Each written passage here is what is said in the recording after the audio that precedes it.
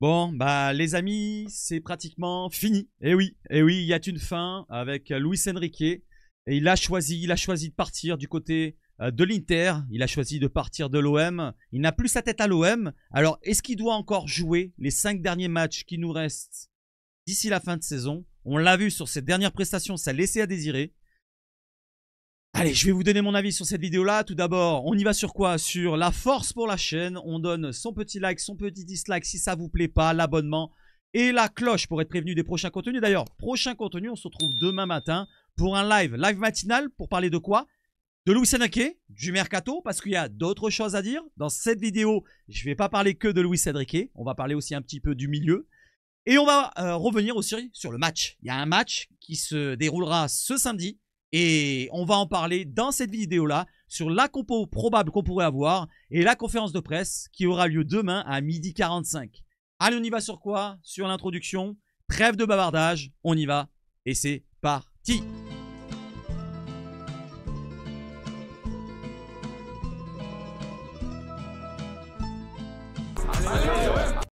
Et allez l'OM! Et on change d'écran pour le mercato, on y va tout de suite.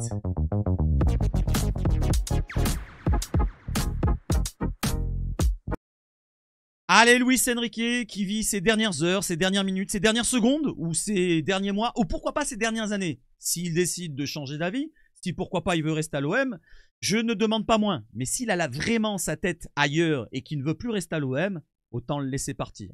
Alors il y a beaucoup de clubs qui sont intéressés. On a parlé dernièrement du Bayern Munich, de l'Inter, des clubs anglais d'Arsenal, d'Aston Villa, de Leverkusen, Nottingham Forest, Newcastle. J'en oublie peut-être, mais il y en a beaucoup. Il y a beaucoup de clubs qui étaient intéressés, qui sont toujours intéressés pour Luis Enrique. Il y a un club qui vient de se rajouter, selon Graham Bailey, du média, je ne sais plus lequel, mais en tout cas c'est Graham Bailey, c'est un journaliste anglais assez sérieux, qui nous parle de Manchester United, qui se rajoute à la liste des prétendants pour recruter Luis Enrique.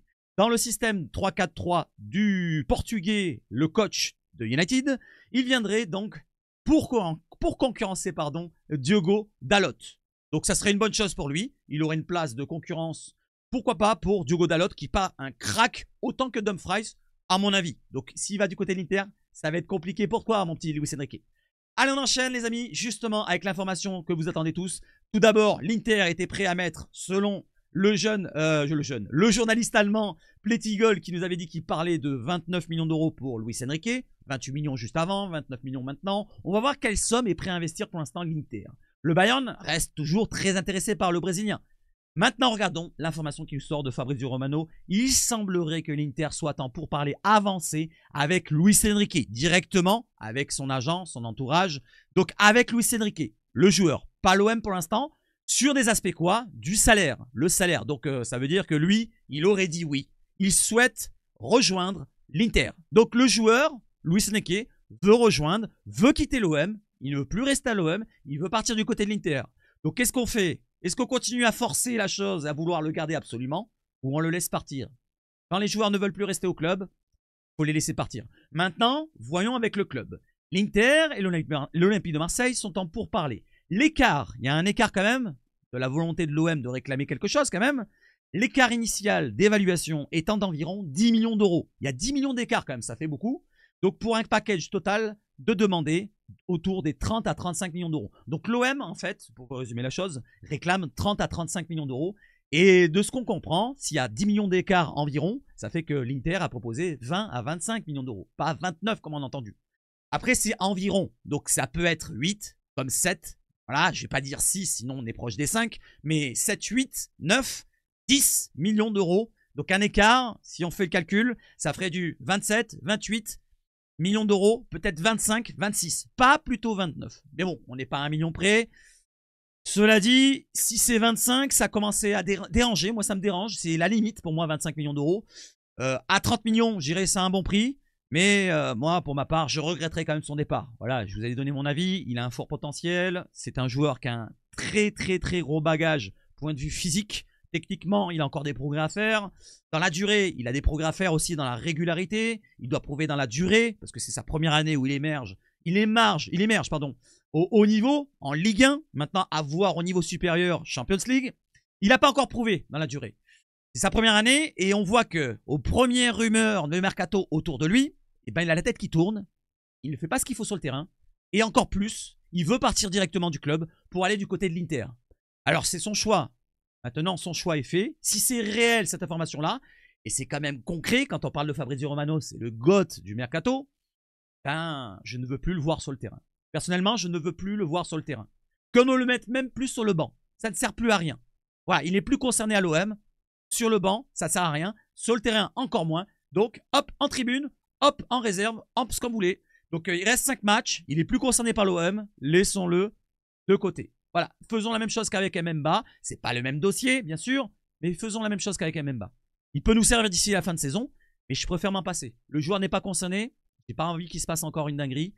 Son effort un petit peu qui n'a pas été jusqu'au bout face à Lens, ça m'a dérangé. Son effort qui n'a pas été jusqu'au bout face à Toulouse, ça m'a dérangé. L'occasion manquée face à Monaco, alors ça peut arriver dans le football, ça m'a dérangé quand même. Voilà, donc Luis Enrique, on l'écarte si c'est réel cette information, et ça semble être réel. Voilà, donc n'hésitez pas à me dire ce que vous en pensez. Pour Luis Enrique, qui est suivi par beaucoup de clubs, on peut terminer sur Luis Enrique avec ça. Voilà, c'était par rapport à ce que je viens de dire. Luis Enrique désarme tout le monde au club. Il a une personnalité attachante, il est très attachant, hein, je viens de le dire. Hein. Point de vue personnalité, j'aime bien le joueur, la personne. Point de vue joueur, j'aime beaucoup ce profil-là. Un très intéressant. Un profil très physique, qui peut progresser même côté techniquement, et qui même dans les stats, cette année, réussissait. Il avait beaucoup de réussite en début de saison, un peu moins maintenant. Mais dans la durée, pourquoi pas voir une évolution de ce joueur qui avait un gros potentiel. Malheureusement, on ne le verra probablement pas à l'OM. Il s'entraîne sérieusement, possède une technique intéressante et les datas olympiennes valident un volume de course, comme je viens de le dire, physique énorme, et de sprint à haute intensité très supérieur à la moyenne. Mais la concentration lui fait parfois défaut et une certaine nonchalance, bien en lien avec ce qu'on vient de dire, escorte la plupart de ses prestations. C'était l'équipe qui en parlait il y a quelques jours et ça revient à ce qu'on dit là. Donc l'information qui vient de ressortir de Fabrizio Romano, il a dit oui, il aurait dit oui. On va le mettre au conditionnel. On va voir la suite. Et si vraiment c'est réel, je l'écarte. Si c'est pas réel, il est intéressé, il veut terminer la saison à l'OM, je le laisse sur le terrain ou sur le banc, peu importe. Il y a d'autres joueurs qui peuvent jouer à sa place. Pour ma part, je le mettrai quand même sur le banc pour faire un petit peu tourner et voir d'autres joueurs à sa place si on change de système. Parce qu'on va voir dans la compo qu'on va changer de système. J'imagine quand même que Monsieur De Zerbi va prendre sur lui. Sur cette rencontre-là, on est vraiment au bord de la falaise. Si on perd des points contre Montpellier, déjà que ça gronde, mais là ça va gronder très fort. Pour De Zerbi, pour tous les autres, le terrain, la direction, ça va gronder très fort s'il se passe une dinguerie contre Montpellier. Avant de partir sur OM Montpellier, parlons maintenant des autres joueurs. Donc Enrique, j'espère que c'est faux cette information. Ça semble être vrai. Voilà, moi je voudrais le voir un peu plus à l'OM confirmer l'année prochaine. Malheureusement, ça semble être vrai. Donc allez, on enchaîne avec un autre joueur qui est du côté de l'Italie dernièrement, mais il est en France maintenant puisqu'il est à l'OM à Marseille. Seul un départ de Roberto De Zerbi pourrait freiner la signature définitive de Bennacer à l'OM. Alors, c'est pareil, s'il ne vient que pour un coach, s'il ne vient pas pour le club, voilà, je ne sais pas quoi penser de ça. N'hésitez pas à me dire ce que vous en pensez. Bennacer, pour l'instant, sur le terrain, il a répondu présent sur son premier match contre une équipe qui attendait peut-être de voir comment ça se passait le jeu. C'est peut-être parce que le match il était peut-être un peu moins de rythme que ceux d'après. Donc dès que le rythme est élevé, on l'a vu un petit peu dépasser dans le rythme. Pour l'instant, la condition physique laisse à désirer. Je dirais pas qu'il est dégueulasse dans ses prestations, parce qu'il ne fait pas beaucoup d'erreurs, mais c'est juste dans la condition physique qu'il laisse à désirer. Et si tu n'as pas la condition physique, le niveau ne suit pas derrière. Donc pour l'instant, Bennacer, c'est une recrue qu'on peut dire qui sera forte à l'avenir, si bien sûr il récupère sa condition physique. Pour l'instant, on a De Zerbi, et s'il part De Zerbi, apparemment, lui, il n'est pas sûr de vouloir rester à l'OM. Donc c'est pareil, si tu veux pas rester à l'OM, qu'il n'y a pas le bon coach pour toi, c'est pareil que pour Luis Enrique. Je suis désolé, hein, je suis intransigeant dans cette vidéo-là. Je sais pas ce que vous en pensez, n'hésitez pas à me dire ce que vous en pensez. Sinon, ben, j'attends de voir hein, pour Bennacer. Pour l'instant, je le jugerai d'ici le début de saison prochaine, quand il aura fait une prépa physique entière avec le club. Et dès le début de juin, ou dès mi-juin, on va dire, fin juin si vous voulez, pas mi-juillet, fin juillet, début août, comme le mercato. Je veux qu'on fasse tout parfait l'été prochain, l'été qui arrive, pour qu'on vive une belle saison. Voilà, qu'on soit pas mal niveau préparation. Enchaînons avec le milieu de terrain et parlons de Zambo Anguissa, selon Anthony. Un retour de André Franco. Non, c'est pas André Franck. André Franck, pardon. Zambo Anguissa. Cet été ne devrait pas être envisagé par la direction de l'Olympique de Marseille. Ne pas oublier que Naples dispose d'une clause de renouvellement automatique du contrat jusqu'en 2027. Je crois que j'en avais parlé quand j'en avais parlé de Zambo Anguissa dans ma vidéo Mercato, je ne sais plus laquelle. Regardez dans le passé si vous avez envie de regarder. Et le joueur est estimé à environ 30 millions d'euros, qui équivaut à une belle somme pour un recrutement au milieu de terrain où on est assez fourni pour l'instant. À moins d'un départ où on récupère de l'argent, par exemple sur un Rongier, s'il ne peut pas prolonger, il faudra qu'il parte. Il lui reste 1 an de contrat, c'est pareil. S'il ne veut pas prolonger, si on suit la nouvelle politique du club, la directive, M. Longoria qui avait mis ça en place, les joueurs qui ne restent qu'avec 1 an de contrat, s'ils ne prolongent pas l'OM, ça dégage. Soit ça dégage, soit c'est écarté. Alors, quand je dis ça dégage, ça part, il quitte l'OM. Voilà, je ne vais pas être méchant avec le joueur. Mais s'il ne veut pas rester à l'OM, Rongier, s'il ne veut pas prolonger, en plus ça rime, eh ben ça dégage. Ça dégage ou c'est écarté, comme Mbemba. Voilà, pas de traitement faveur. Voilà, c'est tous pareil, tous dans le même sac. Voilà, tous dans le même sac. Donc pour le Mercato, il n'y a pas grand-chose d'autre à dire. On a fait le point précis sur Luis Enrique, c'était le gros point de la vidéo. Voilà, pour dire qu'il allait probablement partir d'ici la fin de saison. Le 1er juin, il pourrait partir du côté de l'Inter pour aller jouer sa Coupe du Monde des clubs. S'il veut la jouer là-bas, pas à l'Inter. Voilà, intéresse-toi à ton club, l'Inter. Si c'est vraiment ça que tu veux, Luis, dégage. Je suis désolé d'être comme ça, mais ça m'énerve. Quand j'en vois qui les protège, les joueurs, voilà. Qu'est-ce que je vous avais dit? Aucune attache au club. Ça n'existe de moins en moins. Dans le football actuel, ça existe de moins en moins. Voilà, c'est de la marchandise, les joueurs. Alors maintenant, ils répondent de cette manière-là, les joueurs. Et ils n'ont pas tort, parfois. Voilà, ils n'ont pas tort. Allez, on enchaîne avec Karim Attab qui nous parle de la conférence de presse de demain. Et c'est vraiment à 12h45, comme il avait dit, je ne me rappelle plus, dans le chat du live. Voilà, donc merci à toi pour l'horaire. Tu ne m'avais pas donné le joueur. On s'est tous trompés. On avait dit Valentin Roger. Et c'est Amur Murillo qui sera là demain 12h45. Et on la vivra peut-être ensemble en live. Voilà, ça sera dans... Ouais, je pense que je serai encore en live à 12h45. Peut-être qu'on la vivra ensemble. On verra ça demain. Allez, on verra ça demain. Et d'ailleurs, demain, on se retrouve. Demain, on se retrouve, regardez, pour la matinale OM, pour l'avant-match OM Montpellier Hérault Sporting Club. J-1 pour demain. Demain matin, 10h15, 10h30. Donc, n'hésitez pas à venir nombreux. N'hésitez pas à monter la barre des likes. Fracassez là. Voilà, donnez de la force à la chaîne. Et faites comme Mamad. Abonnez-vous même dans la team Minot. Voilà, si vous voulez être des minots, des vrais minots marseillais, parler de l'Olympique de Marseille, c'est ici que ça se passe. C'est pas dans une autre chaîne, c'est pas chez RMC Sport, pas l'équipe, pas tous les autres frauduleux. Ok. Allez, on enchaîne avec la composition d'équipe probable. Donc la compo des viewers pour l'OM Montpellier en 4-3-3. Alors je vous lis le texte là et après je vous la mets en plus grosse, comme ça vous voyez très bien. Salut la team OM, voici la compo en 4-3-3 des viewers de la team Seb H Foot pour OM Montpellier. En capitaine, Adrien Rabiot. Je ne sais pas si vous en voulez un autre. J'aurais choisi moi personnellement Pierre-Emile Højbjerg. N'hésitez pas à me donner le vôtre de capitaine. En homme du match, ils ont choisi Gouiri, Amine Gouiri. Alors moi, j'ai choisi Gouiri au hasard. Voilà, j'ai choisi Gouiri au hasard. Leur prono, le prono, c'est victoire par 3 buts d'écart. Donc 3 buts d'écart, ça veut dire 3-0, 4-1, 5-2. Vous avez compris. Donc donnez-moi votre prono, donnez-moi votre compo, donnez-moi votre capitaine et donnez-moi votre homme du match pour le match de samedi. Même si vous n'aimez pas, vous êtes superstitieux, donnez-moi tout ça dans les commentaires. Allez, regardons la compo, si elle est bonne, du côté des viewers. Et demain, on en refera une si vous voulez en faire une autre, de votre côté. Si vous voulez en faire une autre, on peut en faire une autre. En 4-2-3-1 cette fois. Cette fois, elle est en 4-3-3, parce que je pense que De Zerbi va changer. Il va changer, ça va pas être un 3-4-2-1.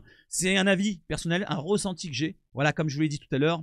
Je le sens un petit peu au bord de la falaise. Il y a beaucoup de choses qui se passent. Le mercato qui commence à se lancer. Enrique qui a la tête ailleurs. Et d'ailleurs, on l'a écarté dans cette compo sans le savoir. Cette information-là vient de tomber de Romano. Donc, voilà la compo. Et je pense que De Zerbi va changer. Donc, un 4-3-3. Voilà, avec une pointe basse qui sera Højbjerg. Alors, je vous cite d'abord le gardien. C'est Ronny Mourouli, ça ne change pas. Arrière latéral droit, Amur Murillo. Affiché, donc là, à sa place, comme il faut. C'est parfait. Il y a un retour, c'est Luis Felipe Ramos, on l'a vu, il était à l'entraînement collectif hier, aujourd'hui, donc il n'y a pas de souci normalement sur les Felipe Ramos, il devrait jouer. Alors débuter, nous on le fait débuter, peut-être qu'il ne débutera pas. À mon avis, il débutera parce que là, on en a marre. On en a marre et Roberto De Zerbi en a marre aussi des défenseurs qui lui manquent. Il a réclamé un défenseur cet hiver. On en a parlé aussi dans le mercato que je vous ai fait hier. La vidéo, regardez bien.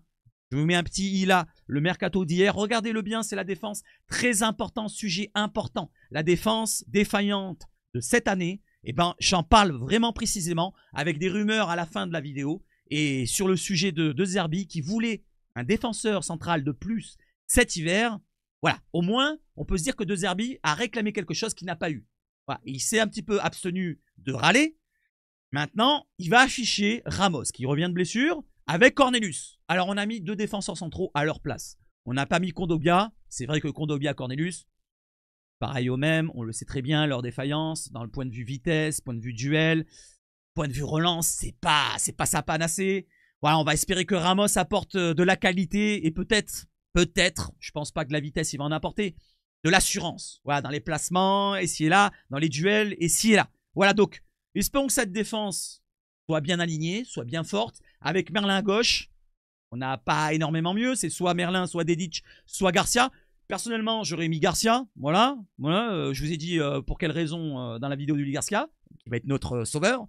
Voilà la défense à 4. Ensuite, passons au milieu de terrain. N'hésitez pas à me dire ce que vous en pensez de la défense et du milieu de terrain. Le milieu de terrain, on a mis Pierre-Emile Højbjerg en point de basse. Donc on aurait pu mettre Rongier, mais ça a été choisi par les viewers. Donc Pierre-Emile Højbjerg, point de basse. Je l'aurais mis capitaine, mais c'est Rabiot. Rabiot, côté gauche, dans son poste préférentiel. Il a joué du côté des Puputes, de Paris, au côté de la Juve, à l'époque, du côté de l'équipe de France, quand il était bon, enfin avec l'équipe de France quand elle était bonne plutôt, et avec Benacer à ses côtés. Donc 2 joueurs à leur poste, 3 joueurs à leur poste, pour un milieu qui a l'air plutôt intéressant. Sérieux, expérimenté. Alors Benacer, ça laisse à désirer sa condition physique comme je vous l'ai dit. S'il se sent moins bien dans la rencontre, t'as un Rongier. Voilà, un Rongier, un Nadir, Bilal Nadir, un Aminarit qui peut rentrer aussi dans ces postes-là. Et même Aminarit peut rentrer plus haut, on va voir après. Donc voilà pour le milieu de terrain. Maintenant, la ligne d'attaque. De droite à gauche, on a Mason Greenwood. Voilà, il n'y a pas vraiment de concurrence à droite. On peut penser que Jonathan Rowe peut jouer à droite, mais on a mis Greenwood. Greenwood, il y avait aussi Abdallah le jeune, mais il n'a pas eu de temps de jeu cette saison, donc on ne va pas le mettre maintenant. Donc Greenwood à droite. Gouiri dans l'axe, notre meilleur neuf ou attaquant polyvalent qui peut jouer neuf, parce que pour l'instant on est plus dans ce domaine-là qu'un vrai neuf pur, comme on réclame. Pas de Mopé, bien sûr. Pas de Robinho Vaz, que j'avais estimé pourquoi pas être titulaire, mais avoir du temps de jeu en fin de match. Et pas de Moumbagna, qui est là aussi dans le groupe. On l'a vu dans l'entraînement aujourd'hui collectif. Donc il pourrait avoir du temps de jeu en fin de match. D'ailleurs, Anthony Obes, qui nous a relayé l'information sur Zambo Anguissa, il nous a parlé, pourquoi pas, des minutes de jeu pour Moumbagna. Donc on pourrait voir Moumbagna, surtout que c'est au Vélodrome, pour avoir une petite ovation en fin de match. Un petit Moumbagna pour remplacer Gouiri en fin de match vers la 70e, 75e, 80e. Si ça se passe bien, j'espère en tout cas. Même si ça se passe mal, je sais pas. Ou alors un Robinho Vaz qui aura du temps de jeu. Pourquoi pas? Qui pourrait apporter quelque chose. Surtout qu'il vient de prolonger jusqu'en 2028. Ça pourrait le conforter un petit peu dans sa prolongation. Et côté gauche, alors c'était une surprise pour ma part. J'aurais pensé qu'Enrique allait l'emporter. Finalement, dans les votes, il y avait 40-50 votes. C'était pas énorme. Voilà. Mais ça comptait parce qu'il y avait une belle différence. C'était du 60-70% je crois pour Jonathan Rowe. En dessous, il y avait Enrique et en dessous, il y avait Aminarit. J'avais mis Harit en troisième choix.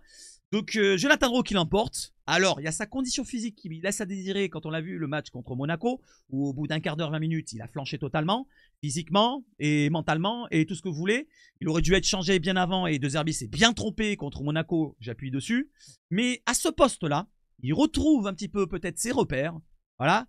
Et pourquoi pas voir un Jonathan Rowe qui nous surprendrait dans cette fin de saison. On peut l'espérer et on l'espère. Que si Enrique, comme je vous l'ai dit là, moi personnellement, je le mets de côté, si c'est vrai cette information-là, eh ben, il faut aligner Jonathan Rowe. Voilà. On lui donne du temps de jeu. S'il est cuit à la mi-temps, t'as la solution à Minarit, ou alors Gouiri à gauche, il peut le faire. Et on met Mopé en pointe, Vaz ou Moumbagna, on peut le faire. Voilà un petit peu ce que j'ai mis en place, ce que a mis en place plutôt les viewers. C'est pas moi qui ai fait cette compo-là. Elle est intéressante. N'hésitez pas à me dire ce que vous en pensez et qu'est-ce que vous feriez comme compo de votre côté. Voilà les amis, je pense avoir tout abordé avec vous. Je reviens sur le live de demain. N'hésitez pas à venir nombreux. Hein. Voilà, on va passer un bon moment à partir de 10h15, 10h20, 10h30 jusqu'à... Ça dure 4, 5, 6, 7, 8 heures mes lives. Voilà, si vous passez un bon moment, avoir tout ce qu'il faut en info. Mercato, actualité et on passe de bons moments. Voilà, c'est le principal leitmotiv de mes lives. en positive. En positive d'ici la fin de saison. Parce que voilà, il y a un climat en ce moment, une ambiance anxiogène. Voilà, on subit ce que crée notre équipe, que ce soit les joueurs, le coach et la direction. Et malheureusement, il y en a trop qui sont pessimistes. Je les vois dans mon chat. J'appelle ça le chat des dépressifs. J'ai toujours ma petite boîte de médicaments que je n'ai pas là. Je leur montre à chaque fois. Je fais attention, je vais vous donner des cachets. J'aimerais bien qu'on arrête d'être dans la dépression. Voilà, qu'on se relance dans le positif. Même s'il n'y a pas beaucoup de facteurs qui nous permettent d'y penser. Mais la saison n'est pas terminée. Il reste 5 matchs. Allez, 5 matchs. On doit gagner contre Montpellier, contre Brest, contre Lille. Match nul, allez, à la limite. Et après, on enchaîne encore 2 victoires. Et c'est bon, on sera 2 ou 3e. Voilà. Avec 12 et 13 points. 2e ou 3e, assurément. Parce que Monaco-Lyon, ils vont s'affronter. Monaco va affronter Strasbourg. Il y aura des pertes de points à droite, à gauche. Voilà, ça ne l'oublions pas. Si on ne fait pas un parcours plein, on sera quand même pas loin d'être à l'arrivée. Si on fait un parcours à 13 points, on sera largement à l'arrivée. Si on fait un parcours de 12 points, on sera pas loin de l'arrivée. Si on fait un parcours de 10 points, on sera pas très loin de l'arrivée, mais je sais pas si on sera pas 4e plutôt. Vous voyez ce que je veux dire? Allez, c'est bon, let's go, Cacao, je reviens sur le gros écran. Voilà, on y va, let's go, bam. On y est, et n'hésitez pas, like, dislike, abonnement, cloche. Voilà, donc il n'y avait pas beaucoup de contenu en termes de mercato, mais le principal sujet, c'est Luis Enrique. Et comme je vous l'ai dit, s'il est plus concerné pour l'Olympique de Marseille, comme je l'avais dit quand je me suis énervé dans le live, tu n'es pas à l'Inter ici, tu n'es pas au Bayern ici, tu es à l'Olympique de Marseille. Donc tu t'intéresses à qui te paye. Voilà, certes, on ne parle pas d'argent ici, mais j'ai envie de leur dire aux joueurs, j'ai envie de lui dire, moi, si je suis entraîneur, si je suis le coach, si je suis Ravané, si je suis de la direction, je lui dis à Luis Enrique, écoute, ce qu'on a vu là, si c'est vrai, tu nous le dis directement, parce qu'on le verra sur le terrain. Et si on le voit sur le terrain, bah, tu seras écarté totalement. Et je peux te dire que je ne sais pas si on te fera partir. Parce qu'on peut aussi jouer dans ce jeu-là. On ne te fera pas partir du côté de l'Inter. On te vendra dans un autre club. On va jouer avec toi comme de la marchandise. Parce qu'on peut jouer avec le joueur comme ça, avec la marchandise. Voilà. Il faut aussi penser à ça. Il y a beaucoup de clubs qui sont intéressés. Là, il y a l'Inter qui veut proposer 25, 27, 28, 29 millions. Peu importe. Le Bayern est intéressé. Ils ont de l'argent. Ils n'ont pas peur de mettre 30 millions. Ils peuvent mettre 30 millions. Pourquoi pas le vendre au Bayern Munich? Lui, il veut l'Inter. Eh ben, tu iras en Allemagne. Au lieu de manger des pizzas, tu mangeras des saucisses. La choucroute. Voilà, mon petit Louis. Voilà. On ne sait jamais si ça se passe mal. J'espère que ça se passe le mieux possible, bien sûr. Je n'ai rien à reprocher à Luis Enrique jusqu'à maintenant. Voilà. Après, s'il veut plus rester, pour qu'il se sente bien, vaut mieux qu'il parte. Et s'il part, il faut que ça se passe bien. Voilà. Que tout se passe bien. Qu'il avoue vraiment son envie de partir de l'OM. Et que l'OM gère ça de la meilleure des manières. C'est-à-dire, s'il veut partir, il peut être concerné un petit peu. Mais j'ai un doute sur ça. Voilà, vu comment il a montré dernièrement ses prestations qui ont été assez dégueulasses sur les 8-9 derniers matchs, c'est une seule passe décisive. Je le mettrai minimum sur le banc. Minimum sur le banc. Et encore, je suis gentil là. Voilà les amis, j'espère que vous avez apprécié la vidéo. N'hésitez pas à me dire ce que vous en pensez. Quel est votre avis sur Luis Enrique? Qu'est-ce que vous feriez de lui en apprenant cette nouvelle? Est-ce que vous le laisseriez encore en titulaire, comme certains veulent le faire, en remplaçant, ou en tribune, ou avec la réserve, ou peu importe? Qu'est-ce que vous feriez de Luis Enrique? Qu'est-ce que vous feriez de Bennacer? Bon, Bennacer, c'est moindre. Et qu'est-ce que vous feriez de Lacompo? Voilà. Allez, les amis, vive le foot chez Sabache Foot. La petite outro, comme d'habitude. Et on se retrouve demain matin, 10h15, 10h30. Vive le foot chez Sabache Foot encore une fois. Et surtout, le plus important, allez l'OM!